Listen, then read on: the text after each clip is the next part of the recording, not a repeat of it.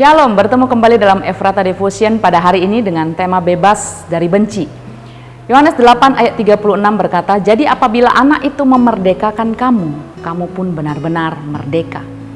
Seorang anak gadis remaja hidup dalam kebencian kepada orang tuanya.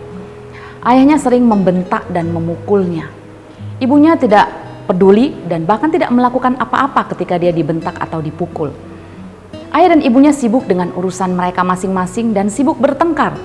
Hampir tidak pernah melihat dan mengurusi dia. Ia marah dan benci.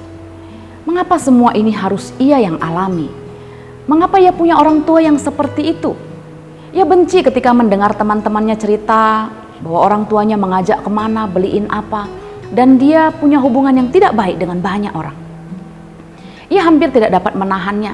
Dia tidak merasa bahwa dia berharga dan beberapa kali berusaha untuk bunuh diri. Perasaan benci dan semua pertanyaan ini terus muncul di pikirannya dan membelenggunya. Ia perlu bebas dari rasa bencinya ini. Bapak Ibu, kebebasan hakiki yang manusia paling butuhkan adalah bebas dari dosa. Manusia perlu dimerdekakan dari perhambaan dosa.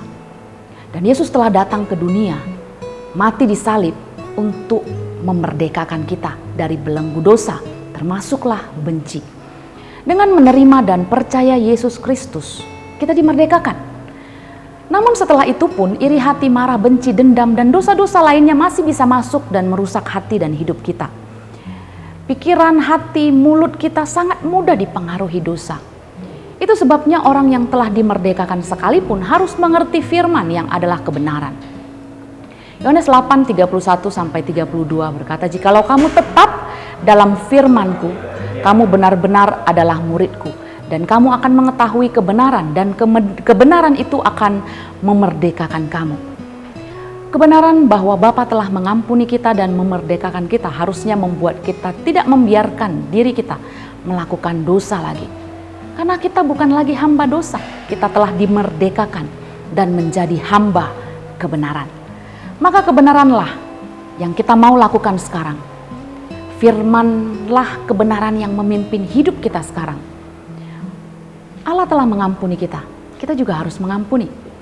Anak gadis remaja itu harus berjuang mengampuni orang tuanya agar ia bebas dari kebencian yang membelenggunya.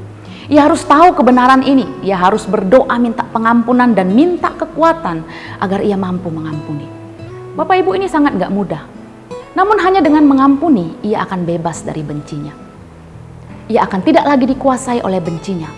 Dan dengan mengampuni, ia akan tidak lagi berpikir, berkata, atau bertindak karena bencinya, karena Roh Kudus sekarang yang memimpin dia dan memampukan dia. Ia akan dimerdekakan jika ia hidup dalam firman yang adalah kebenaran itu. Dan itu akan memerdekakan dan membebaskannya. Begitu juga dengan kita. Jika benci masih membelenggu kita sampai hari ini, Bapak Ibu, lepaskanlah pengampunan itu. Tinggallah di dalam firman yang memerdekakan itu. Bebaslah dari benci dan dari semua dosa kita. Mari kita berdoa. Tuhan, kami bersyukur kalau Engkau Allah yang telah mengampuni dosa kami dan memerdekakan kami, membebaskan kami dari dosa dan segala belenggunya. Kami sekarang adalah hamba kebenaran. Karena itu mampukan kami untuk tetap hidup dalam kebenaran. Biarlah firman-Mu di dalam hati kami, dalam pikiran kami, di dalam mulut kami, supaya kebenaran itu memerdekakan kami. Terima kasih Tuhan. Bebaskan kami dari benci, bebaskan kami dari segala dosa. Kami mau hidup seturut kehendak-Mu. Di dalam nama Tuhan Yesus Kristus kami berdoa.